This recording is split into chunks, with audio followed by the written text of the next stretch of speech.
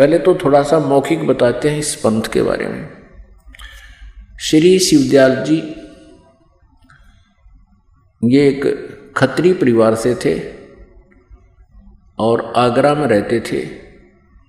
इनके घर पर इनके माता पिता जो थे वो श्री तुलसी साहेब हाथरस वाले के शिष्य थे और ये शिवदयाल जी भी उस तुलसी साहेब हाथरस वाले के वचनों को घर पर सुना करता था। फिर ये क्योंकि ये पश्चिमी पाकिस्तान में इनका घर था और वहाँ गुरु ग्रंथ साहिब की बहुत वाणियाँ चला करती थी, तो ये गुरु ग्रंथ साहिब का पाठी भी रहा है। और आगरा में एक गुरुद्वारा था, उसके अंदर निर्मले साधुओं का, जो नानक साहिब जी के पुत्रों ने एक निर्मला पंथ चला रखा, उस गुरुद्वारे में जाकर के ये वहाँ वाणी पढ़ा करता था। और उस संत था एक, उस गुरुद्वारे में उससे भी ज्ञान प्राप्त किया करता था। उससे शब्द और सुरत का इसने ज्ञान सीखा जैसा उसने पता था। फिर कुछ अपनी अटकल, कुछ दूसरों से सुना सुनाया खिचड़ी ज्ञान, ये स्वयंभू संत बन बैठा। उसके बाद इसने कई घंटों तक साधना की, कई दिन तक बैठा रहता, कई दिन बाहर नहीं निकलता। कोठे में कोठे यानी गुफा सी में जा करके वहाँ साठयोग किया करता था, जो किसी भी संत मते में या किसी भी संत ने ऐसी क्रियाएं नहीं की। आगरा से ही एक पंथ निकला है जय गुरुदेव मथुरा में। ये वही 5 नाम देते हैं जो काल के हैं, जो मोक्षदायक नहीं है। और वहीं से एक पंथ, एक व्यक्ति ने, जैसे राम सिंह जी थे जुई गांव के, हरियाणा के, और राम सिंह जी के शिष्य थे एक ताराचंद जी जो जनोद गांव में। उन्होंने अपना अलग राधा स्वामी पंथ का एक आश्रम बना लिया। उसी आगरा से ही एक पंथ निकला, अभी बताया आपको, श्री जयमल सिंह जी, जिन्होंने स्वयंभू संत बनकर ब्यास में एक डेरा स्थापित कर दिया। जयमल सिंह जी के शिष्य हुए श्री सावन सिंह जी। श्री सावन सिंह जी के शिष्य थे श्री बलोचिस्तानी शाह मस्ताना, जिसका वास्तविक नाम था श्री खेमामल। वो बलोचिस्तान के रहने वाले थे। और एक कृपाल सिंह जी, ये दोनों शिष्य उत्तराधिकारी समझते थे अपने को, श्री सावन सिंह जी के उत्तराधिकारी समझते थे। लेकिन श्री सावन सिंह जी ने इन दोनों को अपना उत्तराधिकारी नहीं बनाया। उन्होंने श्री जगत सिंह सरदार जी को अपना उत्तराधिकारी बना दिया। तो ये दोनों वहाँ से विमुख होकर, गुरुद्रोही होकर, इन दोनों ने श्री खेमामल जी अर्थात श्री बलोचिस्तानी शाह मस्ताना जी ने डेरा सच्चा सौदा सिरसा में अलग से स्थापना कर दी। और फिर वो जो श्री खेमामल सिंह जी अर्थात बलोचिस्तानी शाह मस्ताना जी, अंत में इंजेक्शन रिएक्शन होने से अचानक मृत्यु को प्राप्त हो गया। अब देखो श्री खेमामल सिंह जी की मृत्यु कैसे हुई। ये है सतगुरु के परमार्थी कृष्णों के वृंतांत। ये पुस्तक है, पहला भाग। इसके संग्रह करता है ये वर्तमान में जो गद्दी पर बैठे हैं डेरा सच्चा सौदा सिरसा के श्री गुरमीत सिंह जी, पाह मुद्रक, इंद्रसेन प्रबंधक, परमार्थ उपदेश प्रिंटिंग प्रेस, डेरा सच्चा सौदा, बेगू रोड, सिरसा, हरियाणा, भारत से। अब इसके आपको दिखाते हैं। ये है श्री खेमामल सिंह जी और 31 पृष्ठ पर आप देखो। बेपरवाह जी के एक प्रेमी की कार में बैठकर, बेपरवाह जी यानी इनके जो खेमामल जी को ये शहंशाह बेपरवाह नाम से पुकारते थे। बेपरवाह जी वहाँ के एक प्रेमी की कार में बैठकर पहाड़गंज में एक डॉक्टर की दुकान पर चले गए। आप जी के साथ सिरसा शहर का प्रेमी गोविंद मदान तथा 3-4 और प्रेमी भी थे। नीचे आ जाओ। अब वहाँ उनसे डॉक्टर से बातें करी और वो अपनी बताई, मैं बीमार हूँ। तो इतने में डॉक्टर ने हुक्म के अनुसार, यानी क्या अभी इंजेक्शन लगेगा, तो इसने खेमामल जी ने कह दिया लगा दे। इतने में डॉक्टर ने हुक्म के अनुसार बेपरवाह जी का इंजेक्शन लगा दिया। उसके साथ ही आप ही वहीं बेंच पर लेट गए। कौन? खेमामल जी, बिलोचिस्तानी सामस्ताना बेपरवाह जी बेंच पर लौट गए। और तालियों की जलन, इंजेक्शन से रिएक्शन होगी, तलवों में जलन होगी, पैरों में का बहाना करके धन धन सतगुरु का नारा लगा दिया। अर्थात 18 अप्रैल 1960 को सुबह 10:15 पर अपना पंच भौतिक शरीर छोड़ दिया। छोड़कर अनामी देश में जा समाये। यह दृश्य देखकर डॉक्टर के पसीने छूट गए। वह भौचक्का रह गया कि अब क्या होगा। बाबा जी के अनुयायी उसे बर्बाद कर देंगे और उस पर कत्ल का इल्जाम लगाकर अदालत में सजा करवाएंगे। पुण्यात्माओं, अब देखो, संत और इंजेक्शन तो मरे, रिएक्शन थे धिक्कार ऐसी भक्ति को है। ये तो पहले तो औरों के दुख दूर करें थे और अपनी जान नहीं बचा पाए। क्योंकि कारण क्या है? ये पुण्यात्मा थी, पूर्व जन्म के, इनकी बैटरी चार्ज थी और वह बैटरी होगी डिस्चार्ज। आगे भक्ति ठीक थी नहीं। उसके शेष थे सावण सिंह जी के। सावण सिंह जी ने वही ज्ञान उसका शिवदयाल जी वाला ही था। अब शिवदयाल जी की के दुर्गति हुई। श्री खेमामल सिंह जी अर्थात बिलोचिस्तानी सामस्ताना जी, वो किसी को गद्दी नसीन नहीं बना के गया। उसका जो उत्तराधिकारी संगत ने चुना, उसके साथ काफी संघर्ष रहा श्री सतनाम सिंह जी। दूसरा एक और अपने आप को उत्तराधिकारी समझता था, लेकिन अंत में इनके कई दिन झमेले पड़ गए। सतनाम सिंह तो बना दिया सिरसा का उत्तराधिकारी, यानी गद्दी पर बैठा दिया एज ए मैनेजमेंट करने वाला। और दूसरे ने जाकर जगमाल वाली बना लिया अपना अलग। वहां भी लाखों व्यक्ति उसके साथ लगे हुए। अब ये समझ लेना पुण्यात्माओं, जो जहां भी फंसा है उसके लिए एक आगाह किया जा रहा है उसको कि तुम कहाँ हो, अपनी स्थिति से स्वयं परिचित हो जाना। उसके बाद श्री कृपाल सिंह जी, जो सावन सिंह जी के शिष्य थे बागी, उन्होंने स्वयंभू संत बनकर दिल्ली में अपना अलग से मार्ग चला लिया। उस कृपाल सिंह जी का एक शिष्य बागी हो गया ठाकुर सिंह, उसको गद्दी मिली नहीं दिल्ली की, उसने अपने दर्शन सिंह को दे दी। वो अलग उसने नारा सांग जोड़ दिया। ये बड़ी आत्माओं ने भगवान की जरूरत है, आवश्यकता है, इनको कोई वह काले दो चार बात अलग से जानता हो और जिसमें नाम भगवान का आता हो। क्योंकि आत्मा भगवान को, परमात्मा को उसी दिन से खोज रही है जिस दिन से ये उससे विमुख हुई है। इस पर गलती बनी हुई है। अब पुण्यात्माओं, समझदार को संकेत ही बहुत होता है। अब श्री शिवदयाल जी की के दुर्गति हुई उस साधना से जो अन्य सभी भक्त कर रहे हैं, उसके अनुयायी कर रहे हैं। तो इससे आपको सहज में आसानी से निर्णय हो जाएगा कि अन्य का क्या होगा। जब उनके मुखिया की ऐसी दुर्गति हुई, वो प्रेत बना, अपनी शिष्या बुक्की में बोलने लगा, फिर उसी तरह हुक्का पीने लगा, जो पहले की तरह भोजन खाने लगा। और किसी उसके जो शिष्य थे, कोई उन पर आपत्ति आ जाती तो उस बुक्की के सामने खड़ा होकर उस प्रेत से प्रश्न करते, वो प्रेत उत्तर देता। तो पुण्यात्माओं, अनमोल मनुष्य जीवन उसने अपना भी बर्बाद कर लिया और करोड़ों जीवों को और काल के मुंह में फंसा कर चला गया। अब गलत साधना करने से, शास्त्र विरुद्ध साधना करने से head of the department of Radha Swami, chief of the Radha Swami पंथ श्री शिवदयाल जी की के दुर्गति हुई। पहले ये दिखाते हैं आपको, उनका कोई गुरु नहीं था। और परमेश्वर अपनी वाणी में कहते हैं, गुरु बिन माला फेरते, गुरु बिन देते दान, गुरु बिन दोनों निष्फल हैं, चाहे पूछो वेद पुराण।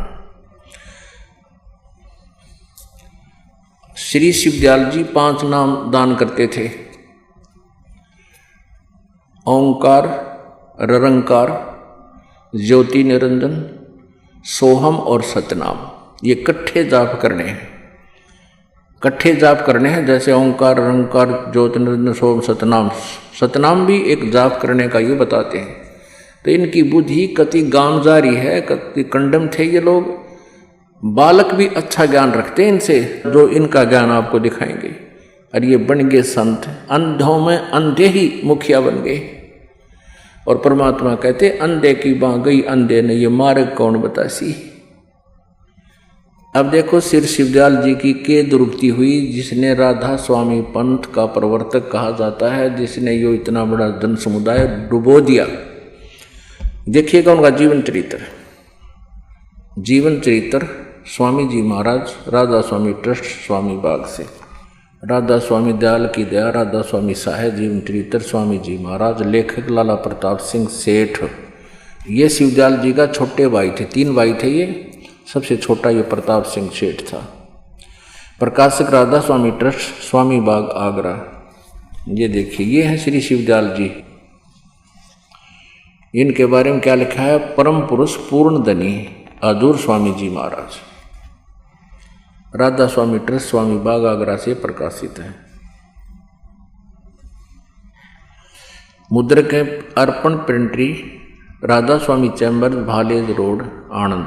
अब दिखाते हैं स्वामी जी का कोई गुरु नहीं था। ये देखिएगा पृष्ठ 28 पे जीवन चरित्र स्वामी जी महाराज, पृष्ठ 28 पे। स्वामी जी महाराज का कोई गुरु नहीं था और न किसी से उन्होंने परमार्थ का उपदेश लिया। ठीक। और फिर इसकी क्या दुर्गति हुई ये देखिएगा प्रश्न नंबर 78 पे। ये वचन नंबर 71 71। अब बुक्की जी का कि जो सिब्बो जी की छोटी बहन थी, थोड़ा सा हाल लिखा जाता है। यह सिब्बो जी से कुछ अरसे बाद स्वामी जी महाराज के चरणों में आई थी। तो स्वामी जी महाराज कथा से फुर्सत पाकर हुक्का पीते थे। अभी शिवदयाल जी हुक्का पीता था या करते थे, या अभ्यास का रस लेते हुए या कथा कहने बैठते तो बुक्की जी महाराज के चरणों का अंगूठा मुंह में रखे हुए घंटों चरणामृत का रस लेती रहती थी। और जब कोई मत्था टेकने के वास्ते हटाना चाहता तो वे चरण नहीं छोड़ना चाहती थी। तब मत्था टेकने वाले से कह दिया जाता था कि तुम दूसरे चरण पर मत्था टेक लो। अब राधा स्वामी पंथ के श्रद्धालु किसी अन्य से पूछते हैं, वो कहते हैं कि क्या तुम्हारे गुरुजी चरण छुआते हैं? तो हमारे भक्त कहते हैं हाँ जी हमारे गुरुजी चरण छुआते हैं। कहते पूरे गुरु की पहचान ये है। राधा स्वामी वाले कहते हैं कि पूरा गुरु जो होगा वो चरण नहीं छुआता। अरे अब बुक्की उसके चरण का अंगूठा चूस है और दूसरे कोई मत्था टेकना में जब उनको कह दिया जाता था कि दूसरे चरण पर मत्था टेक लो, तो ये दंत कथा लोकवेद ये अपने भी पंथ से परिचित नहीं है, अपने भी उनको जानकारी नहीं है। अब आगे देखते हैं, दूसरे चरण पर मत्था टेक लो और प्यासी को मत हटाओ। जब स्वामी जी महाराज अंतर ध्यान हुए यानी इनकी मृत्यु होगी शिवदयाल जी की, तब बुक्की जी की यह कैफियत हुई कि दिन रात बेहोश पड़ी रहती थी और 2-2 दिन हाजिर जरूरी यानी फ्रेश होने भी नहीं जाती थी, रफा करने नहीं जाती थी और सूरत स्वामी जी महाराज के चरणों में लगी रहती थी। अब 80 पृष्ठ पढ़ रहे हैं। करीब 1.5 महीने ये हाल रहा। सबको खौफ हुआ कि शायद इनकी देह छूट जावे। तब स्वामी जी महाराज ने इनको दर्शन दिए बुक्की को और फरमाया कि जिस तरह तू सेवा पेशतर किया करती थी उसी तरह करो। और फिर उसी रोज से बुक्की जी भोग भी तैयार करती थी, जैसे पहले रोटी बनाया करती शिवदयाल जी के। और मेरी पन्नी गली के मकान पर पहले दस्तूर के माफिक पलंग बिछाती और हुक्का भरती थी। ये लेखक है शिवदयाल जी का छोटा भाई प्रताप सिंह जी। वो कहता है कि मेरी पन्नी गली के मकान पर पहले की तरह भोग भी तैयार करती थी और पलंग बिछाती और हुक्का भरने लगी, और वह पलंग अभी तक बिछा रहता है। गरज की जिस तरह से की पेशतर सेवा किया करती थी, पेशतर माने पहले उसके जीते जी, गरज की जिस तरह से पेशतर सेवा किया करती थी, यानी जैसे पहले सेवा करती थी, उसी तरह से कुल काम करने लगी। और स्वामी जी महाराज उनको ध्यान के समय में प्रगट दर्शन देते थे और कुल सेवा उसी तरह कबूल फरमाते थे। अब देख लो, अब बुक्की में आ जाता हो और वह कब रोटी खाता वो खुद बुक्की के माध्यम से, और बुक्की हुक्का पीती उसी पलंग पर बैठ के, यानी शिवदयाल जी बुक्की में प्रवेश होकर पहले की तरह कुल सेवा उसी तरह कबूल फरमाते थे, जैसा कि अंतर ध्यान होने के पेशतर यानी पहले करते थे। अंतर ध्यान होने से पहले रोटी भी खाता था, वो हुक्का भी पिया करता वो खाना खा के, फिर उस बुक्की में आ गया, फिर वो बुक्की लड़की खाना बनावे अप्पे खावे, उसमें भूत खावे और हुक्का पियो, पहले ना पीती थी फिर हुक्का पीने लगी। वो भूत बनकर शिवदयाल जी राधा स्वामी पंथ के मुखिया उसमें प्रेत बनकर आगे अपने शिष्या बुक्की में, और हुक्का उसी तरह हुआ हुक्का पीवे उसके माध्यम से और खाना खावे। और बुक्की जी को महाराज उनके आखिरी दम तक प्रगट रहे, उसमें वह मरी इतने उसका माए बड़े रहे, प्रवेश रहे भूत। यहाँ तक कि जिस किसी को जब कोई बात स्वामी जी महाराज से अर्ज करनी होती थी तो वे बुक्की जी के जरिए से दरियाफत कर लिया करते थे। अब मान लो किसी ने प्रश्न करना था स्वामी जी से, बुक्की के सामने बोलते, वो भूत बोलता फिर बुक्की में, शिवदयाल जी तरह गजब भैया। यानी बुक्की जी अभ्यास के समय स्वामी जी महाराज को प्रगट करके हम कलाम हुआ करती थी, क्योंकि बुक्की जी स्वामी जी को ध्यान के समय प्रकट कर लेती थी और फिर बोला करती थी। यह इनकी अपनी बनावटी बात है, जिस तरह ये क्रिया हो रही है ये बिल्कुल भूत उसमें बोला। आगे देखना, इस नियाजमंद को भी जब कभी भीड़ के समय में घबराहट होती थी और किसी तरह से अकल काम नहीं देती थी, यानी कोई आपत्ति आ जाती थी, जी घबराता था, तो तब बुक्की जी के जरिए से स्वामी जी महाराज का हुक्म लिया करता था। बुक्की जी में इंटरनेट लग गया फिर, और जो उसके भाई में ना लग गया या ओरा में ना लग गया, वो भूत आ गया उसमें प्रवेश हो गया और उसमें बोलने लग गया, जैसे आम भूत बोलते हैं, जैसे ब्रह्मा कुमारी पंथ है एक भूत का चलाया हुआ है, उसी तरह वो बोलता हा करके ऐसे ये बोलने लग गया इसमें। तब बुक्की के जरिए से स्वामी जी महाराज का हुक्म लिया करता, ये लेखक कह रहा है, लेखक उसका छोटा भाई शिवदयाल जी का, और जैसा हुक्म होता था उसी के मुआफिक बंदा कारबंद होता था। तो इसके इस प्रताप सिंह में क्यों ना हम कलाम हुआ, बुकिया हम कलाम हुआ थी, ये भूत बोला था इसमें। अब कहते हैं जैसा भी हुक्म होता था उसी तरह मुआफिक बंदा कारबंद होता था, यानी जो आदेश होता उस भूत का, वो लेखक कहता मैं उसी के आदेश अनुसार आगे क्रिया करता था। और इसी तरह राय साहब यू साल्यग्राम, जिसने राधा स्वामी पंथ अलग से लटकाट दिया इसी के प्रेजेंस में, वो भी उसने भी मौज की थी कि बुक्की जी के जरिए से 2-4 बार हुक्म हासिल किए थे, सारे जीवन में 2-4 बार हासिल किए। पता लगे भूत बोल रहा इसमें, फिर यो अपने आत्माओं। गरीबदास साहिब जी ने कहा है, सतगुर पुरुष कबीर हैं ये चारों युग परवाने, ये झूठे गुरुआ मर गए हो गए भूत मसान। ये झूठे गुरु से भी भूत बन जाते हैं, और केवल कबीर परमेश्वर जी ये चारों युगों में आते हैं, इनका ये प्रमाण है। सतयुग में सतसुकृत नाम से एक परमेश्वर आए थे पूर्ण ब्रह्म, त्रेता में मुनिंदर नाम से, द्वापर में करुणामय नाम से, और कलयुग में कबीर नाम से। इन राधा स्वामी पंथ वाले श्रद्धालुओं से कोई पूछने वाला हो कि ये कहते सन 1818 में इनका जन्म हुआ, इससे पहले का कोई इतिहास है इस तुम्हारे परम धनी का? ये तुम परम धनी कहते हो, इससे पहले किसी युग में आया ऐसा है कोई इतिहास नहीं।